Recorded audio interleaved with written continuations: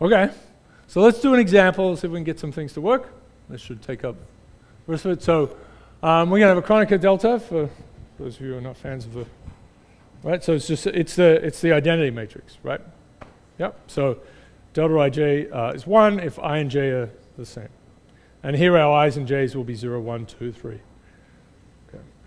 So you could have, here's a bunch of little probability distributions, right? Again, everything starts with a probability distribution, everything else is randomly wired up.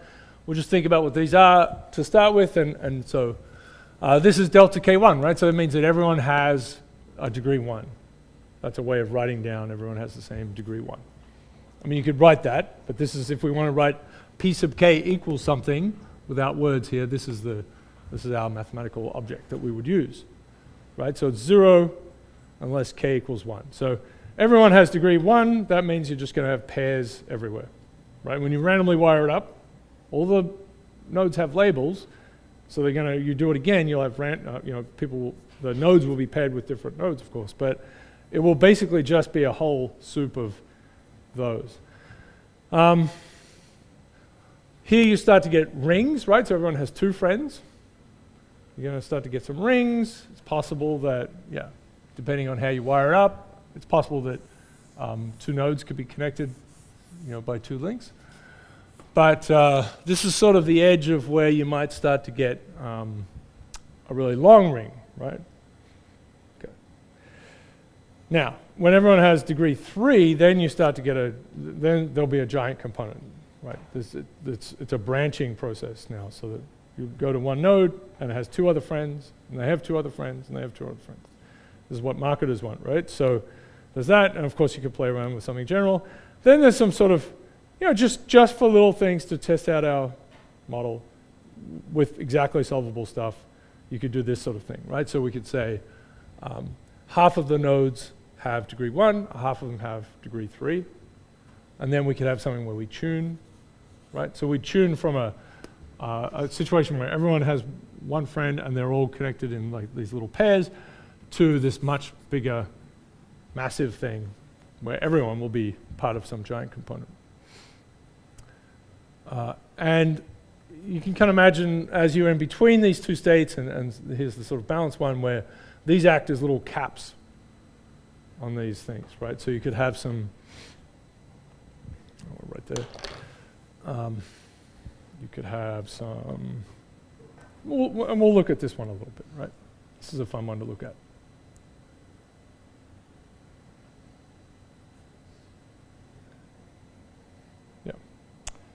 So you could have a degree 3 node, and it could have caps on the end, right? So this is a 3, 1, 1. So these sort of things could exist. I mean, there's a good probability if it's a half-half chance. We'll sort of look at that. But if, maybe this is a 1, and then these 2 other friends, right? 3, and this is next to another 3, and so there's potential for, this could be a 1 here, a 1 here. This is potential for it to really take off and, more of a giant component type structure. But it's made out of those things. Right. So that's a tunable one, and then we could have, say, any degree we want, right? So we could say, 4, 5, 6, 7, and so on. And again, tune between those. So we're going to think about this one here. Okay. Do some calculations with that one. Okay.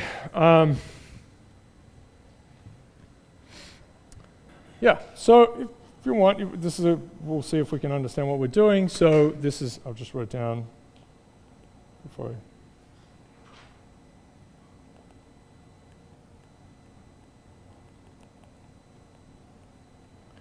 Right, so half of the nodes are like this. So R sub k,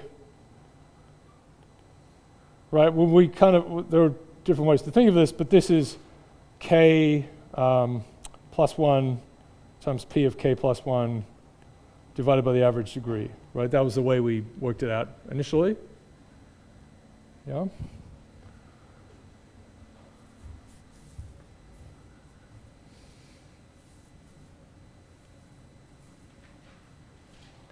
So what we'll have here is, I guess we can just write it down. So there's going to be, right, we're going to run along an edge. We're going to choose an edge and run along it. There's a whole bunch where we will hit, there's a 1 times the probability of having a degree 1. So that's a half. And there'll be a 0 here, right? So there's 0 other friends. Yep. And then there are, whoops. It's going to be, this should be 3 over 2. Right? So this is really k plus 1.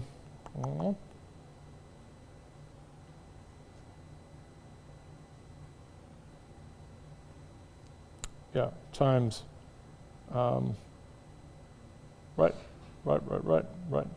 And then this is delta k 2.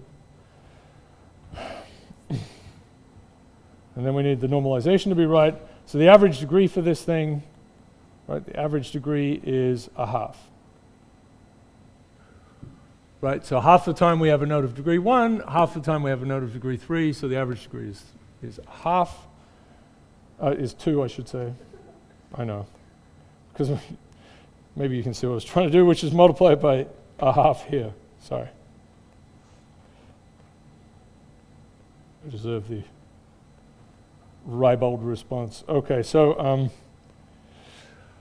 we can do this, right? We could get it through generating functions and so on. That's also good. But this gives you the right idea. So a quarter of the time we're running along an edge, there'll be 0 other friends, right? Nothing, there's no spreading. 3/4 of the time, though, there will be spreading. So this gives you a sense of like, this is spreading, like good spreading, and this is a dead end. And of course, this is this rich get richer kind of piece in here, right? So that there's an amplification. Okay. So we can write down the generating functions for these things. Well, I guess there's one piece I should say here. What's the average number of other friends that your friend has? And so we've got this distribution, so we're going to weight it. There's a 0 here, and there's a 2 here, right? So that's going to be 6/8, 0 here, so it's 3 halves. And 3 halves is greater than 1. So that satisfies this. This is the basic spreading condition, right? So what is the average number of other friends that are randomly reached node along an edge? We'll have, it's 3 halves. So it's well above the spreading threshold of 1. So we know we have a giant component, and we'd like to find out how big it is the game.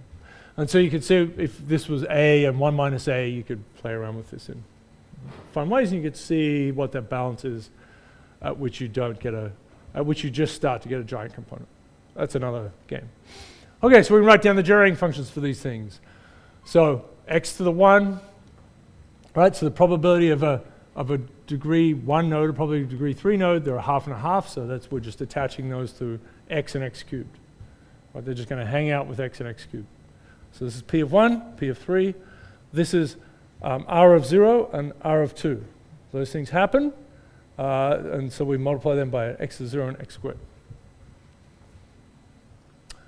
And you can also get this, here, right? So we had this story that in general, right, general result, that we take the first derivative of the generating function for p, divide it by the same thing again, evaluate it at 1. And so this of course is the average degree according to p, so that's 2. And so this works, right? So if we differentiate this, we're going to have a half and then a 3 halves, so that's this structure almost, and then we've got to divide it by 2. So we get a 1/4 and 3/4. Works as well. Yes. Okay, so now we want to find these component size generating functions for pi n and rho n. These are the things that kind of are accessible. That's the whole argument of this set of slides. And then we can, whatever we want to do, right? We can find out the size of the giant component, or we could, if we wanted to, laboriously go through and find pi 1, pi 2, pi 3. We could do that. which for this sort of simple model is plausible. How do we feel about that?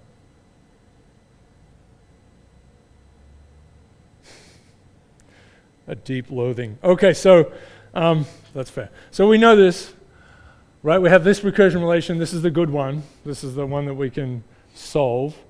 So we're going to set that one up. And we've just calculated this generating function. And now we want to see if we can extract this little maniac. So there's some math to play around with here. It's kind of fun. Okay. This is what it looks like, right? So do you believe me? Right? It's f of rho equals the generating function for r with f of rho inside it. And the generating function for r, right, was with an x out the front as well. It was a quarter times x to the 0, 3/4 times x squared. We're replacing x with the generating function for rho. So power of 0 here, and then blob squared, and we had an x out the front. So this is small enough to be actually solvable, right? It's a quadratic equation for a thing that is in principle a sum. So this is quite nice, right? So we're going to rearrange things. What are we doing? So there's a 4. I'm going to multiply it through by a 4, so that's going to be over here. We're going to keep, this is sort of the positive side, so we're going to have a 3 times x times this blob squared. That's this piece. There's going to be an x. We've got rid of the 4, so that's this piece. And then we will bring this over, and it will be minus 4 times that. Minus 4 times that. Okay. All right? So this is, right, blob squared, blob thing, and we have, yeah, so we should be able to do that pretty easily. Quadratic solution for quadratic. Okay, so all the things are there, right? This is our A, blah, blah, blah. Okay, that's nice. Yeah, yeah. Clean things up a little bit, but there's a 2 over 3x is going to pop out here. That's a 3x here from the 2a that sits on the bottom. There are a couple of extra 2s and things and 4s that cancelled out. But 1 plus, and this is our b squared minus 4ac, right? So there would have been a 16 in there, minus 4 times this blob times this blob. So that's minus 12x squared. We're going to divide through by 16, so we end up with this. Yep. Yep. And so this is pretty good. This looks like it will expand as a series. We expect that we should have, there will be no x to the 0, because if we hit a node, right, we're going to hit a node, so we know that this finite component that we're reaching, the probability that it has 0 nodes is 0, so there shouldn't be a first term like that. There should be, we could hit a node that only has that one friend, so that we should be able to find that one. We could hit one that has 2 other friends, and then they only have the one friend. So we could hit a node of size 3. I'm sorry, could reach a finite component of size 3. So we're going to do tail expansion, which is what physicists like to do, running around in the outside. So that's a Ryan Gallagher reference. So, right, so we don't want to have any negative powers of x. That seems like we've done something horrible. And they need to be all positive coefficients, right? We're trying to find a thing that's got probabilities attached to it. So it's not absolutely obvious that's going to happen, but this is going to be something times x. In principle, you know, x0, x1, x2. It's a generating function. All of those quantities have to be positive. They can't sum to more than 1. That would be bad. So there's a little thing here about which sign we should take.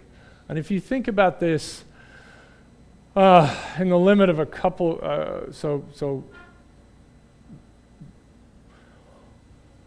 one problem is in the limit of, so when we go to x equals 0, which we sort of talked about before, x equals 0, we should just get the probability that we reach a component, we reach a component of size 0, right? That's what it should be. Everything else has gone to 0. And if we're taking x equal to 0 here, this is 1, and we take the plus, there'll be 1 plus 1, so it'll be 2, but this would explode. So we need 1 minus 1. So we're going to take the negative here. So that's one thing. All right, so we've got that. That's what that says basically. It blows to smithereens. That's not good. Smithereens are excellent things, but we don't want them here. So we're going to take the negative sign here. So we know at least just from some inspection here that this is a healthy thing, at least in a limit that's reasonable. So we're going to have a Taylor expansion. Taylor expansion, 1 plus blob, right? 1 plus a small thing or whatever it is, and then we need these binomials. That's our normal kind of story. And we're allowed to do that for fractional pieces, because why not? So we need a tail expansion. So, okay, we're going to have a tail expansion. You can see that there's going to be a 1 minus 1, so that's going to clean up. So there's some things are going to work kind of okay. There's an x squared in there, so that's going to give us even powers. Let me just see if you can see that, right? So there's going to be a 1 minus 1. That constant will go away, and then we'll have even powers only, and then we're dividing by an x. So we'll only have odd powers, and that's the right thing. Again, this is thinking about this network where half of the nodes have 1 friend, half of the nodes have 3 friends. Okay, it's binomial. Don't have to worry about it too much, but this is the plan. We turn into gamma functions because that's a good way to do it. Right, so this all collapses back when these are all integers to factorials.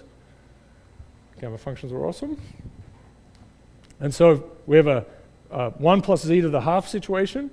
So we're going to expand in those. Blah, blah, blah. Don't have to worry about it too much, but here's our half true 0. We use this formula. Of course, you can do the tail expansion, but this gives you a generalized thing. And we'll end up with, right, the z to the 0. There's a 1. These things all cancel. Half the z minus, right. So you can see that there's after that 1, there's a positive, and then it oscillates. Flip sign back and forth. Right, we're trying to expand this beast in here, and there's that kind of promised 1 that will disappear. Right, there's 1 minus it. So, of course, we know gamma of n plus 1 is n factorial, and that gives us an anchor. And then we also have this gamma of a half is square root of pi over 2, which is where that square root of pi comes from in the normal distributions normalization. Beautiful thing. Yep. Really, just great.